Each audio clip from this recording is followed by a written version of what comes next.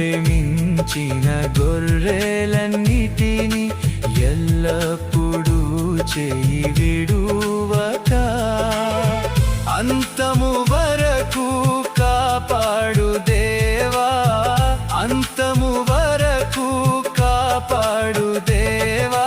నీవే నా మంచి కాపరివి, నీవే నా మంచి కాపరివి, నీవే నా